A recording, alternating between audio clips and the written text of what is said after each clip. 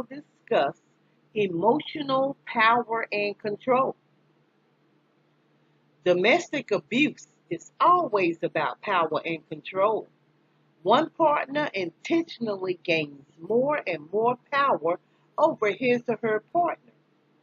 Tactics can include physical, emotional, or verbal abuse, isolation, threats, intimidation, minimizing, denying, blaming, coercion, financial abuse, or using children or pets to control your behavior.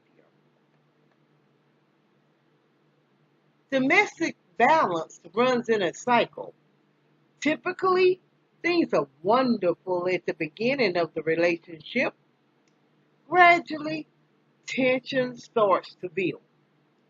Finally, an act of violence occurs. This may be verbal or physical. The victim is shocked. The relationship then moves into the honeymoon phase. The abuser is remorseful and attentive, and the victim wants to believe the abuse was an isolated incident. Again, the tension gradually builds until another act occurs. The longer the cycle goes on, the closer together the acts of violence happen. Red flags of an abusive personality include jealousy, controlling behavior, quick involvement, unrealistic expectations, isolation, blames others for problems, blames others for feelings, hypersensitivity, cruelty to animals or children, playful use or force in sex, verbal abuse, rigid sex roles.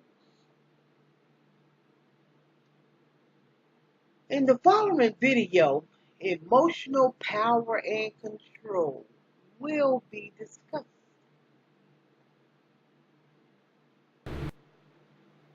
Emotional abuse is another tactic on the power and control wheel. This particular form of abuse is something that happens usually more often than the physical violence does, because it's his way of getting her to understand that she's less than. He believes in his head that he has a right to dominate her. He believes that he's superior to her. He wants her to believe the same thing, and part of how he gets her to believe he's superior is by constantly putting her down. So the kitchen's never clean enough. The dishes are never done the right way. The kids are never disciplined correctly. You don't even go to the store on the right road. It takes you too long to get to the kids' school and back again. I mean, there's literally nothing that she does right, and he's constantly using emotional abuse as a way to get her to believe that not only isn't she worthy, but literally she couldn't survive on her own without him. That she needs his superior thinking abilities in order to even survive. This has come to me many times when working with men who are violent and then talking to their partners. And, an example would be a woman who raised 6 children on her own. He literally didn't do anything to help raise these kids. He didn't even work. She held the job. She made the money. And when he first was put in jail and she was alone with these kids, her response was, I don't think I can possibly make it without him. He contributes so much. Now, as advocates, the advocates knew that that wasn't the case. They knew that she was, running this house and keeping it together, and that he was really detracting from all of it. But she didn't know that, because he had so convinced her, so diminished her, that she didn't believe in herself. Now, 8 months later, when he's still in jail, she comes into the building and says, I don't think I actually need him in the house. I make the money, I raise my kids, I attend to all their needs. I'm not sure what he's actually done in the last 10 years to contribute to this home. Right? She came to that understanding once she had the space to actually prove to herself that she could make it. So this emotional abuse takes the form of a lot of name calling, not just putting her down and her choices down, but also name calling. So I've read police reports for years and years and years, hundreds of police reports. I've yet to come across a police report where an officer is interviewing a man who has beaten his partner and he refers to her by her given name. He refers to her as a cunt, a whore, a bitch, a slut, all these different names, but never her name. And when we work with men in class in a rehabilitation effort, one of the group rules is that they have to call their partners by their name. There are men in class who refuse to participate because they will not use her given name, because it's a point of respect, and they can't extend that to their partners because they don't believe that she's actually equal to them. This is the depth of that entitlement, that dominance that they carry into the home and into their relationships with women.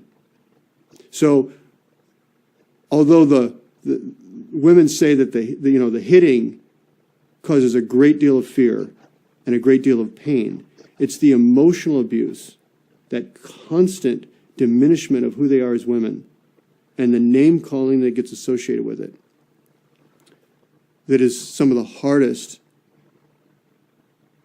for the women to overcome, because they literally lose themselves in this notion that they are something other than who they believed they were before they met him.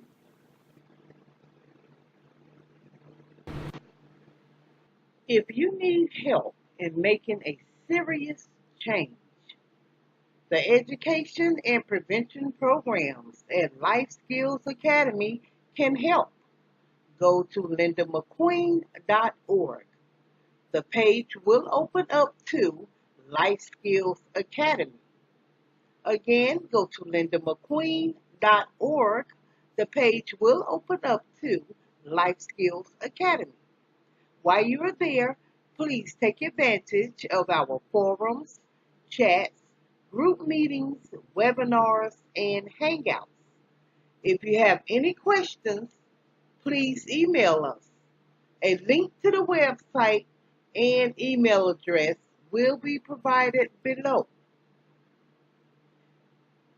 A certificate of completion will be issued upon completion of courses taken with Life Skills Academy. Life Skills Academy provides a platform for domestic violence survivors as well as abusers to share stories, heal wounds, and find their way back to themselves. Create your own group in the forum today. Go to lindamcqueen.org.